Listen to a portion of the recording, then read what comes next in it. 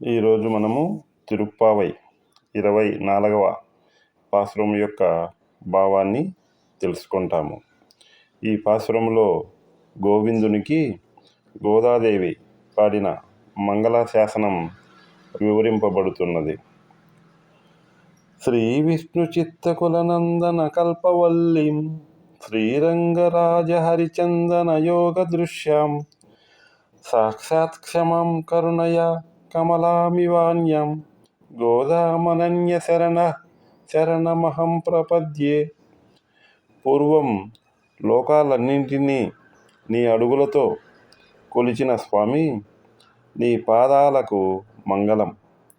లంకలోని రక్కసుల్ని అందర్నీ మట్టుపెట్టినవాడా, నీ బాహుబలానికి శుభమంగళం.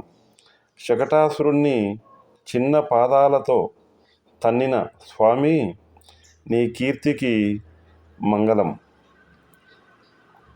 వత్సాసురుణ్ణి ఒడిశెల రాయివలె విసిరివేసి కపిత్తాసురుడిని కూల్చివేసిన బలశాలి, నీ అడుగులకు మంగళం, శుభమంగళం. గోవర్ధనగిరిని గొడుగుగా ఎత్తి కాపాడిన స్వామి, నీ కృపకు దివ్యమంగళం.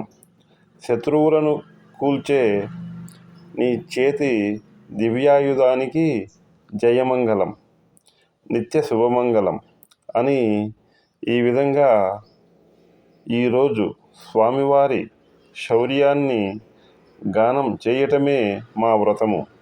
కనుక స్వామి, పరై అను వాయిద్యమును అనగా పురుషార్థములను అనుగ్రహించి మా వ్రతాన్ని పూర్తిగా సిద్ధింపచేయవలసినది.